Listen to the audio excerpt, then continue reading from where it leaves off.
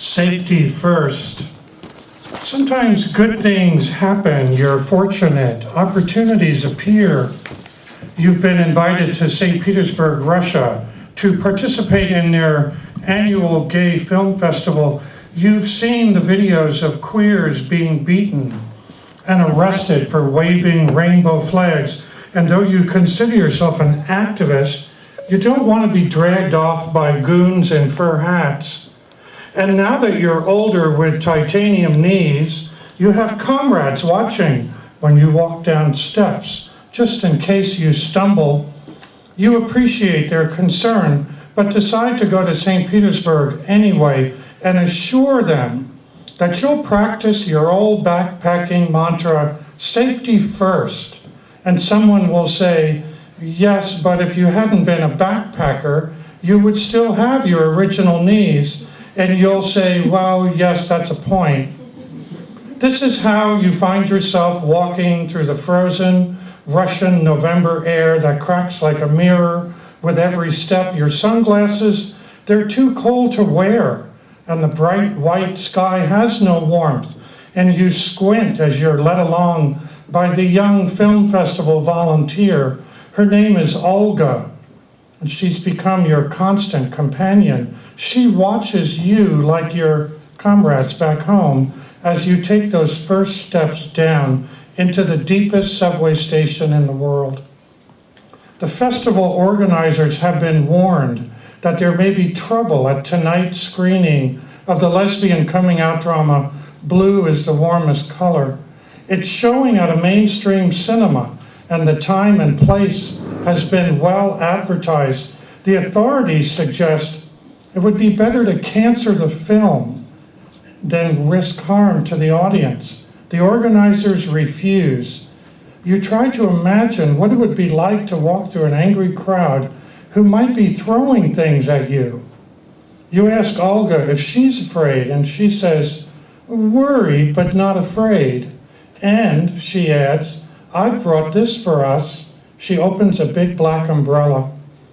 As you wait on the massive museum-like station platform, you've got that tight feeling in your stomach.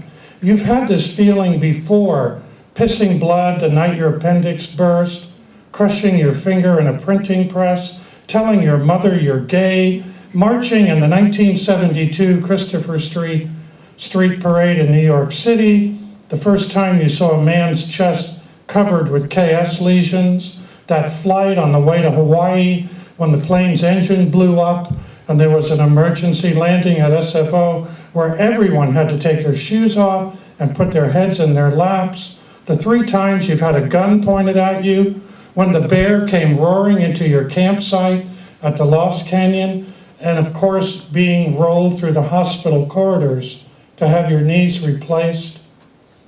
It's dark when you both come up from the underground into a neighborhood Olga doesn't recognize. She pulls out her cell phone and calls for directions to the theater while you stand shivering from the cold and anticipation. Olga says, we are close, and then leads the way through the dark streets until you come out onto a busy avenue. You can see the cinema, a multiplex theater like any other, except there's a large number of policemen out front and a group of people chanting behind them. As you get closer, you see those in the crowd with cameras and videos photographing everyone going into the theater. You also see a young man standing in a doorway. He's painting his fingernails bright red. Olga readies her umbrella as you pass by the crowd. Several women are yelling at you and holding up Bibles. Olga translates, we have sold our souls to the devil. When we get to the entrance, a giant policeman takes Olga's bag and looks into it. You empty your pockets and then step into a lobby full of brave queers. The crowd is mostly women. There's a long line to check coats before going up to the counter and ordering a bright blue drink you think is in honor of the film. Several young dykes have dyed their hair blue as well. You're relieved to have gotten into the theater without something being thrown at you. Olga introduces you to several people, tells them you're from San Francisco, You'll be attending the week-long festival. You shake lots of hands. The lobby lights flash and the crowd enters the theater. It's large, full of stylish sofas on increasingly higher levels, stadium style. Each seats 2 people, and you find the perfect spot where you can stick your long legs out into the aisle. Olga sits next to you while listening to the British consulate to St. Petersburg welcome everyone. The lights dim, the film begins. The soundtrack is in French and the subtitles in Russian, so you won't be able to understand what's being said, but the film is gorgeous to look at, and you settle in to do the best you can. The couches are comfortable, and you start to drift off. Suddenly there are loud voices, lights come on, doors thrown open, policemen with fur hats, the color of their German shepherds, run in shouting. Olga leans over. They say there's a bomb. We need to leave immediately. The audience calmly forms one line and heads into the lobby. Olga says, this is a typical strategy of the authorities, disrupting queer films with bomb threats. As you wait to get your coat, you can see through the windows out onto the street. The people with cameras are still there, waiting to photograph everyone as they leave, but others have joined them now, and they look back at you through the glass, gesturing for you to come outside. Their smiles are terrifying. You feel that tightness in your belly again. One of the blue-haired dykes leaves the coat check line and stands in front of the window, facing the crowd outside. The group presses forward, encouraging her to come out. She stands there and flashes her middle fingers. You retrieve your coat. A policeman shouts. Olga says, he's telling us we can't go out the front doors, where the crowd waits for us. We're led instead through the rear of the cinema into a small back courtyard surrounded by tall, dark buildings. Everything is locked. There's no way out except through the front doors of the theater. Everyone is cold and tense, and you can hear the crowd still screaming that we are sinners.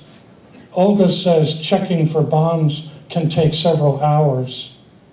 You find some steps to sit on, can feel the frozen concrete immediately, but it's better than standing on your metal knees. They're beginning to ache.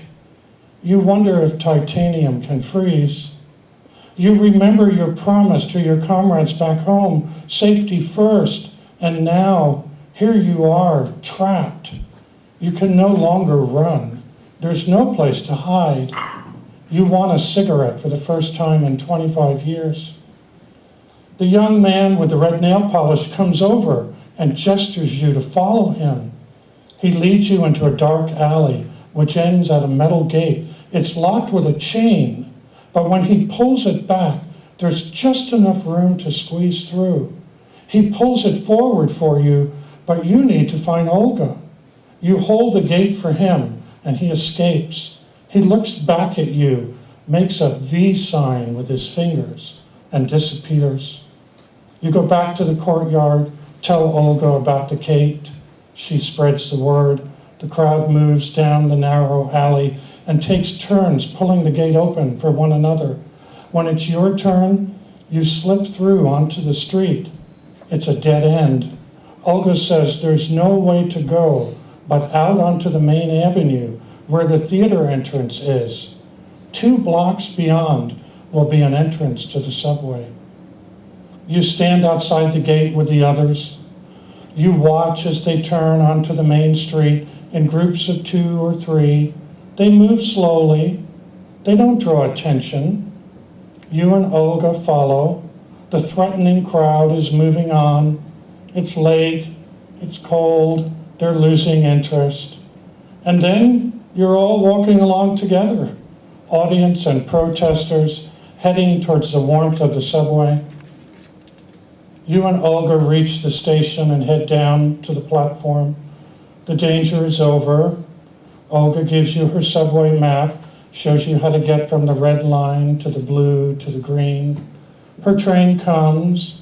She hugs you, says she'll see you at tomorrow's screening. When your train comes, you easily get a seat. It's late and you're tired. The angry mob, the bomb scare, the fear, the relief. You're glad nothing was thrown at you. But there's still the week ahead. How will you stay safe? Don't travel alone. Carry an umbrella. Stay calm. Hold the gate for one another. Blend in on the street when you can. You can't run, but you can still walk.